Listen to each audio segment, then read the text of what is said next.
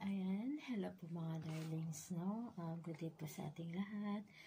Kumusta po ang ating pag-celebrate ng mga araw ng puso? So, sana po ay nag-enjoy po kayo at kahit na wala tayong ka-date, no? Di naman kailangan na mag-date talaga ang mag-jowa. So, ano lang, just simple celebration, no? Give flower or anything that you can give to your loved ones. Pero kung wala naman talagang maibibigay, so okay lang naman, no? Basta nagmamahala ng bawat isa. Ayan, no? So, kami dito, ako, dahil malayo sa pamilya, malayo sa partner, so okay lang. No? Kahit na hindi nag-greet yung asawa ko, pero okay lang dahil busy kahapon, tsaka walang net. Nandito ako or kasama ng partner ko na si Cassie Broncano, nandito kami sa Corain. So, as usual, pag nandito kami, maglilinis kami ng todo. Maglilinis po kami. Ayan. So, nandito ako ngayon sa plantsahan. Ayan. Ang dami kong paplantsahin ng mga darlings. Ito po, yung paplantsahin kong dami. So, dito is si Cassie yung naka-assign. So, para naman maiba, so, tinutulungan ko siya. Ako muna ang magplantsa kasi yung dati na namalansya dito isang basket. Kinabukasan, hindi si Michelle. Sobrang pagod na pagod. Kaya ako muna ang magano dito. Magpa-plancha. So, ano pala mga darlings, no? So, kung ikaw ay bago pa sa channel ko, paki-like naman, paki-comment, and do subscribe. Hit the notification bell so that you will be updated on my next video. Ayan. So, sana ay mag-enjoy kayo sa aking episode ngayon. Ang aking episode ay usapang nanay, usapang OFW, or usapang buhay. Kahit ano lang, mix na lang itong pag-uusapan natin. At pasensya na po kayo kung bulol po ako. Talagang bulol lang talaga si Joy Cabarcada. Alam niya kasi dati, no? Nung ako ay pinagbubuntis ng aking mama, is pinaglihi ako sa Manika. Pinaglihi ako sa Manika. So, natatawa ko sa mama ko kasi yung sabi niya na gusto niya na Manika. Pero, nung habang sinusuklayan niya yung Manika, naiinis siya dahil malaki daw yung dibdib. Yung dibdib malaki. Yung dibdib malaki. So, pag naiinis yung mama ko, tinatapon niya, sinusuklayan niya. Tapos tinatapon niya pag naiinis niya kasi malaki nga yung dibdib. Kaya tinatapon niya. So, yung papa ko naman, tinatapon ng mama, kinukuha din ng papa ko. Tapos susuklayan na naman daw uli ng mama ko yung Manika. Hanggang sa itatapon na naman uli. Naiinis daw si mama ko dahil sobrang laki dito. Sobrang laki ng dibdib. So, siguro, nagmana ako doon sa Manika na malaki. Ayan. Pasensya na kayo, rated is page po ito. So, ayan. So, mga darlings, I just want to share with you kung bakit po ako napadpad dito sa bansang ito. So, sa Middle East. So, 2017, I just want to share with you my brief story lang of my life. 2017, nung ako ay nag-asawa, 25 years old at the time. So,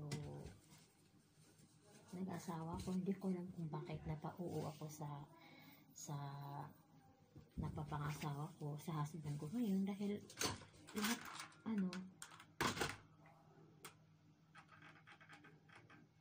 dahil tutol po sila sa asawa ko ngayon. Talagang lahat po ng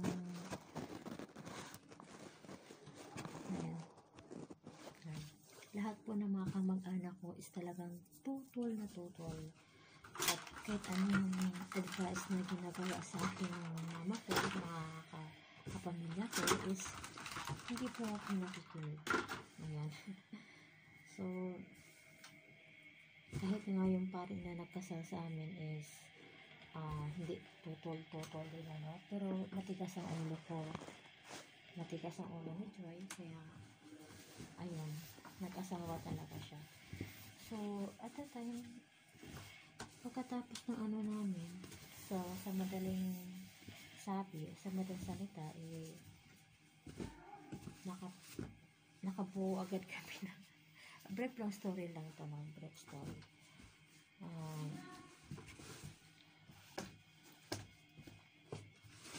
Ano naman, talagang hindi ako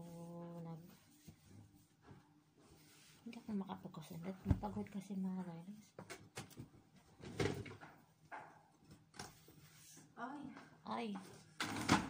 Ay, Sheila. Kumusta patibong ka na? Ay, Sakit yung ngipin ko. Ay, masakit ang ngipin ni Kate.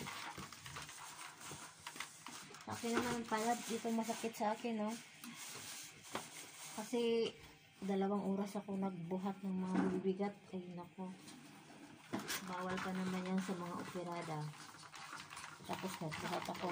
Tapos yung plancha mabigat pa kasi sira. Ay, nako. Dinala ko pa talaga yung cover, ha.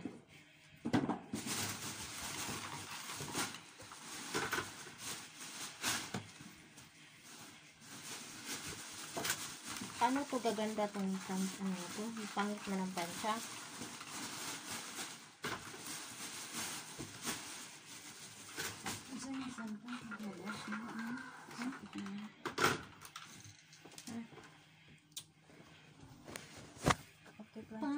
Pangit.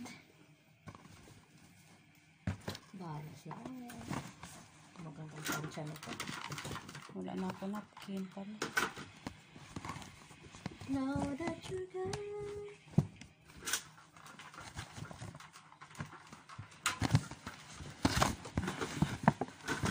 So, ayun na nga. Lumaban pa dito. Ano to? Hintay. Plancha nga. Plancha. Ang kati ng ano ko. Habang tumatagal sa Kuwait, pumapangit lalo. Akala niyo ba yung pagiging OFW is nakakaganda? Nakakapangit kaya? Kaya sabi nila, oh, maganda ka na. Lalo ka nang gumanda. Gumaganda lang naman sa filter. Pero yung totoo, natatago sa filter. Pero yung totoo, ay nako. Lusyang na. Dahil hindi makapag-ayos. Makapag-ayos ng mabuti. Ayan. So, nawala na yung topic ko, mga darling. Saan na yung topic ko? Nalimutan ko yung topic ko. So, ayun na nga. So, sa madaling sabi, nagkabunga ako ng 4. 4 yung bunga ko. Yung pinaghirapan ko is 4. Naka-4 ako eh. Naka-4 agad ako. Saan ko ito dadala? So, yung pagkasama ng asawa ko, talagang down na ano. Kasi, yung asawa ko kasi, may dati, may feeling single. Kaya, lumalaki yung mga anak ko, mga darlings. Is ako lang talaga yung nag-aalaga. Walang mga kapatid na tumutulong sa akin. Kasi yung mga kapatid ko is puro lalaki naman. Tsaka yung kapatid ko na babae, yung isa is nawala na, nandoon na sa langit. At saka yung kapatid ko dati noon is maliliit pa sila. No? Maliliit pa at saka nag-asawa ako, maliliit pa yung mga kapatid ko. Kaya walang tumutulong sa akin. Si mama ko is Ang pangit na namin, wala. ay mga darlings, ito yung continuation kanina kasi naputol yung nagpaplansya ako. Hindi ako nakapagpaalam kaya Pero hinap. ito, after Rohinat, lunch, sit down. after Kaya sun, ilagay mo yung ano na asunti ang ilipat. after namin magtrabaho, tapos na So, ito, buto na lang. ayan, hello mga darlings, kumusta po tayong lahat? Ayan, happy Valentine's Day po sa ating lahat. Kumusta po ang pag-celebrate ng ating araw ng mga puso? Sana po ay nag-enjoy po kayo at kahit na malayo po tayo sa ating mga mahal sa buhay, lalong-lalo na po na kami nandito sa Middle East, kami mga nanay, kami mga FW, is malayo po kami sa aming mga mahal sa buhay. Pero ayos lang din naman, no? Ang araw ng mga puso ay hindi lang naman porket sa mga jowa, ayan, no? Ito ay nag-celebrate tayo sa ating mga puso, heart. Ayan, heart. So, it means to say that pinapangalagaan natin or pinapahalagahan po natin ang ating mga puso. Ayan. So, kaya bawal po tayo magpasakit or magpaiyak ng puso, no? Don't hurt the hearts po that never hurts your heart. Don't hurt the hearts that never hurts your heart. Ay, ganon. Ganun pala yun. So, huwag tayong magpaiyak ng puso na hindi po nagpaiyak sa atin. Tama ba yun? Comment na kayo mga darlings kung tama ba yung pag-translate ko. Ayan, so kami ngayon ay nag-celebrate kami. Pumunta lang kami sa bahay ng mapapangasawa ng aking mahal na kapatid ng aking among babae. Ayan. Yung kapatid ng amo kong babae is mag-asawa. So, kumbaga naman hikan. So, nandun kami. Nagsasayawan ng konti. Hindi masyadong nag-enjoy kasi bawal man mag-picture-picture. So, ano lang. Giling-giling lang konti.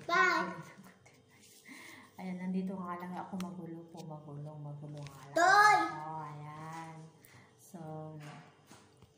So, bago pa lang lahat, no? So, welcome po pala sa Munting Paraiso ni Joy. So, kung ikaw ay bago pa sa channel ko, paki-like naman, comment ka ayon sa napanood mo na pelikula, and do subscribe. Hit the notification bell so that you will be updated, be notified on my next video. Kaya once again mga darling,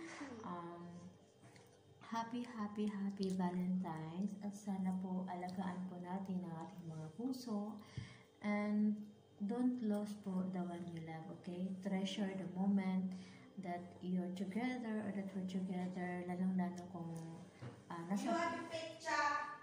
lalong-lalo na kung nasa tabi sila sa inyo. So, para hindi po tayo magsisi sa bandang huli na di natin pinapansin ng ating mga mahal sa buhay. So, once again, this is Joy Cabarcada, and everything that we do, we have to be thankful to the Lord and say glory to God. And bye-bye, Joy Cabarcada. Sana ay hindi kayo magsawa sa panonood ng aking video. And thank you for supporting me, mga darling. So, God bless us all. Bye-bye.